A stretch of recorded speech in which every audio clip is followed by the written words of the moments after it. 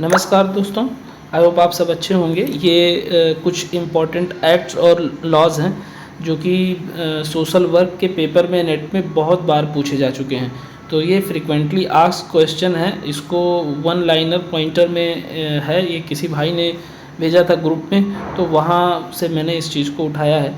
और जिसने भी किया है वो, उसका नाम तो नहीं पता, बट बहुत ही अच्छे से उन्होंने कंक्लूड किया है, तो उसको मैंने सोचा आप लोगों के बीच लाऊं जिससे आप लोगों को भी फ़ायदा हो सके।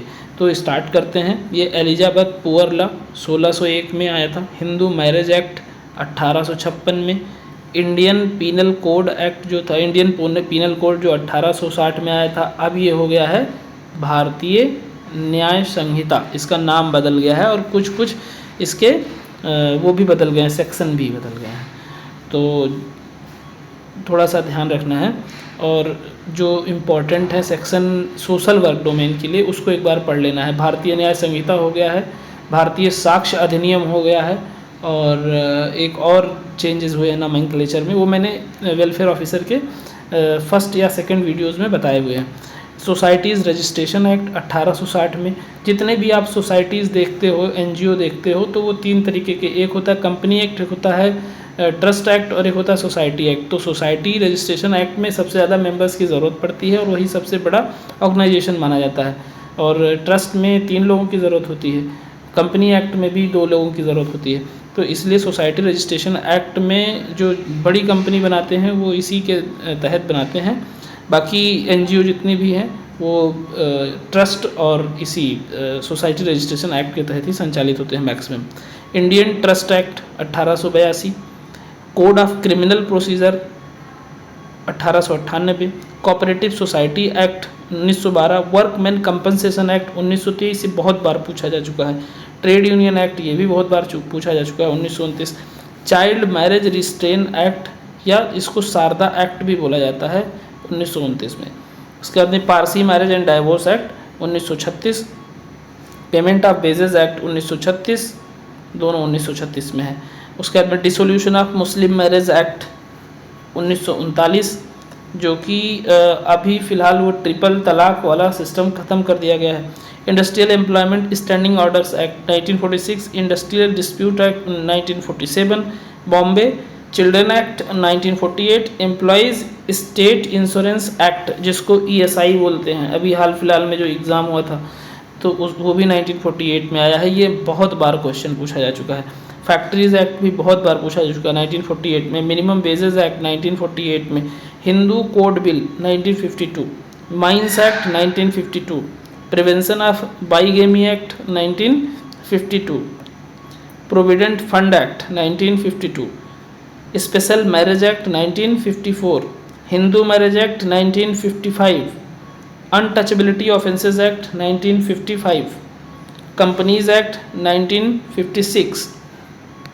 उसके बाद में है Hindu adoption and maintenance act 1956, Hindu minority and guardianship act ये 1956, Hindu succession act 1956, Muslim marriage act 1957, probation of offenders act 1958, employment exchange act 1959, dowry provision act 1961, Hindu marriage and divorce act 1961, maternity benefit act 1961। तो मैटरनिटी बेनिफिट एक्ट और ये जो dowry provision act है दोनों 1961 में आया है, और ये दोनों बहुत बार पूछा जा चुका है, तो इसलिए याद रखना इसको।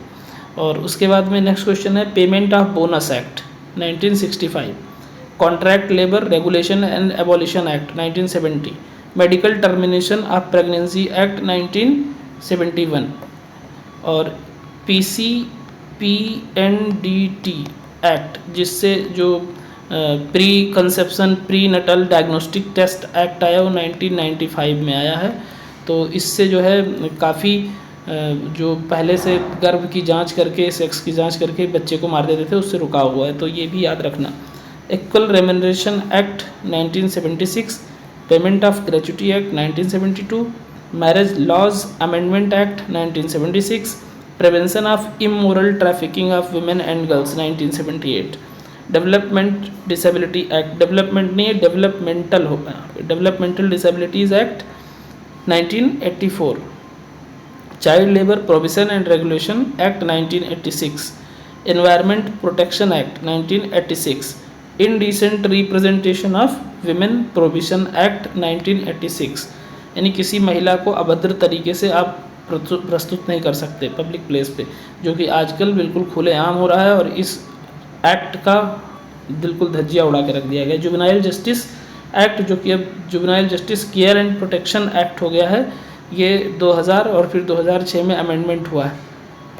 उसके बाद में ये 1986 में सबसे पहले इनिशियली आया था।